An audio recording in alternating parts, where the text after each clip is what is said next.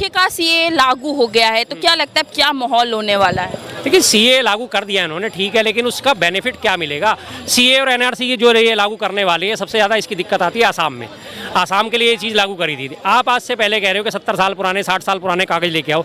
क्या उस वक्त के कागज़ किसी के पास होंगे? क्या उस वक्त डिजिटल युग था? नहीं था ना। जो आज आपने जब उनको अपने भागीदारी बना लिया, आपने देश में उनको शरण दे दी है, वो देश के नागरिक बन चुके हैं, उनके पास वोटर कार्ड, आधार कार्ड, पासपोर्ट, सब चीज़ें हैं। अब आप कहोगे आप अपने बाप का दादा का जो है वो लेके आओ, तब हम आपको रजिस्टर में एंट्री करेंगे। क्या ये चीज़ें पॉसिबिलिटी है? ये सिर्फ मुद्दों से ध्यान भटकाने की चीज़ें हैं और इसके अलावा कुछ नहीं है लगातार, क्योंकि अभी इलेक्ट्रल बॉन्ड का मुद्दा पूरी तरह जोर पकड़ के गया। अभी शाम को उन्होंने सीए और एनआरसी लिया है। अब इलेक्ट्रल बॉन्ड का मुद्दा जो है वो ठंडा पड़ जाएगा, सीए और एनआरसी पे चालू है। और सबसे बड़ी बात, सीए और एनआरसी को जो प्रचारित करा जा रहा है वो इस तरह से प्रचारित करा जाता है कि इनके लाने से जो है मुसलमान जो है वो टाइट होंगे। मैक्सिमम जो बीजेपी सपोर्टर है, मैक्सिमम जो बीजेपी की कम्युनिटी है, वो इसी बात को सोच के चलती है कि सीए और एनआरसी लाने से मुसलमानों की हालत ख़राब हो जाएगी, मुसलमान टाइट हो जाएंगे। तो उनके मन में इसी बात के लड्डू फूट रहे हैं कि इससे मुसलमानों को नुकसान होगा। वो ये नहीं देख रहे कि इससे मुसलमानों को नुकसान नहीं होगा, इनके साथ साथ हिंदुओं को भी नुकसान होगा। जो पहले से आदि जनजातियाँ वहाँ रह रही हैं, आसाम में, मेघालय में, नागालैंड में, बॉर्डर एरिया में रह रही हैं, उनको भी इस चीज़ का नुकसान को सहना पड़ेगा। कहाँ से लोग अपनी चीज़ें ढूंढ के लाएंगे? 50-50 साल पुरानी कौन खोदेगा? मैं आज 52 साल का हो गया, मेरा क्या बर्थ सर्टिफिकेट आज मुझे मिल जाएगा? कहीं से नहीं मिल पाएगा। मेरे पास क्या सबूत है? 10वीं का सर्टिफिकेट, 12वीं का सर्टिफिकेट, यही तो सबूत में काउंट होते हैं, यही चीज़ें हैं। अब वो कहने के पिछले खोद के लाओ, आपके पूर्वज यहाँ रहते थे या नहीं रहते थे, कहाँ से कौन लाएगा, कहाँ से लाएगा? अराजकता फैलाने वाले काम है और इसके अलावा कुछ नहीं है। राहुल गांधी भी कह रहे हैं कि सिर्फ उद्योगपति अमीर जिन्होंने उनको चंदा देने का काम किया है, सिर्फ उन पे कृपा बरसाई गई है और आम जनता पे टैक्स का बरसात किया। यही जाहिर बात है। अगर हम पिछला इतिहास उठा के देख लें, पिछले 9-9.5 साल का, 10 साल का, करीब माना जाता है 23.5 लाख करोड़ रुपए उद्योगपतियों का जो माफ़ कर दिएगा। और उसमें सबसे बड़े लाभार्थी कौन है? अंबानी और अडानी। और अगर चले टैक्सेशन की तो बात छोड़ो, आप अभी एक बात देख लो कि क्या जब ये बच्चों के लिए या कहीं भी ये होली आ रही है, छठ आती है, क्या स्पेशल ट्रेनों की व्यवस्था करी जाती है? 2 या 4, 5, 7 ट्रेनें लगा के छोड़ दिया जाता है और उसके बाद हालत क्या होती है? ट्रेनों में लद फद के किस तरह से लोग अपने जा रहे होते हैं। कोई उनके लिए व्यवस्था नहीं करी, क्योंकि वो लोग गरीब हैं। लेकिन एक अमीर अंबानी, जिसके बेटे के भी प्री वेडिंग शूट चल रहे थे, उसमें जामनगर एयरपोर्ट को बकायदा इंटरनेशनल एयरपोर्ट का तमगा दे दिया 10 दिन के लिए, ताकि इंटरनेशनल फ्लाइटें वहाँ से आ सके, जा सके, उतर सके, लैंड हो सके। और वो भी एयरपोर्ट वो जो कि रक्षा क्षेत्र में इस्तेमाल होने वाला था। तो इसी से बात से पता चलता है कि पूंजीपतियों की सरकार है, मित्रों की सरकार है। और मित्र कौन? अडानी और अंबानी। उनके लिए आप इनसे कुछ भी करवा लीजिए। जनता अगर आवाज़ करे कि हमारे लिए स्पेशल ट्रेन चला दो, तो बोलेंगे नहीं जी, रूट नहीं है। और सीधी सी बात है, जिसके पास पैसा है वो इनके लिए लाभार्थी है, जिसके पास पैसा नहीं है वो 5 किलो राशन ले और मौज ले, बस।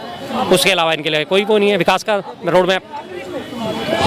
ये भी कह रहे हैं कि जिस तरीके से भाजपा इतनी तेजी से काम कर रही है, तो कांग्रेस लगातार कह रही है कि अब ये चुनाव आ रहा है इसलिए काम हो रहा है, पर वो कह रहे हैं कि हमें जनता की फिक्र है, हम इसलिए काम कर रहे हैं। क्या तेजी से काम कर दिया उन्होंने? घोषणाएं करी हैं अभी पिछले 1-1.5 हफ्ते से 2 हफ्ते से लगातार घोषणाएं करने में लगे हैं। बिहार गए तो बिहार को पैकेज दे दिया हज़ारों करोड़ का, उड़ीसा गए, उड़ीसा को पैकेज दे दिया हज़ारों करोड़ का, कश्मीर में गए, कश्मीर को पैकेज घोषित कर दिया हज़ारों करोड़ का। सेम यही चीज़ें 2019 से पहले भी लागू हुई थी। जब ये बिहार गए थे, बिहारियों को याद होगा, बिहार के रहने वाले बहुत सारे लोग होंगे, बिहार में जाके मोदी जी ने घोषणा करी थी, मैं आपको स्पेशल राज्य का दर्जा दूंगा और मैं आपके लिए 1 लाख करोड़ के जो है बजट का आवंटन करता हूँ। 1 लाख करोड़ की परियोजना में दी जाएंगे। सब ने बड़ी तालियां बजाई, बड़े खुश हुए। मोदी जी और जोश में आ गए, अच्छा 1 लाख करोड़, कोई बात नहीं, मैं 1.25 लाख करोड़ देता हूँ। घोषणा कर दी, वो 1.25 लाख करोड़ के बिहार पहुँचा। आज तक किसी बिहार के वासी ने आवाज़ उठाई? घोषणा करी, लोग भूल गए, बात खत्म हो गई। उसके बाद कोरोना काल में 2020 और 21 में इन्होंने लगातार, पहले 20 में घोषणा करी 20 लाख करोड़ का कोरोना काल का पैकेज मैं घोषित करता हूँ। क्या वो 20 लाख करोड़ कहीं जमीन पे आपको नजर आया? उसके बाद दूसरा कोरोना काल आया, उसमें भी इन्होंने फिर से लगातार 20 लाख करोड़ का पैकेज की घोषणा करी। मैं 20 लाख करोड़ रुपए डाल रहा हूँ, पैकेज की घोषणा करता हूँ जो कोरोना से निपटने के लिए।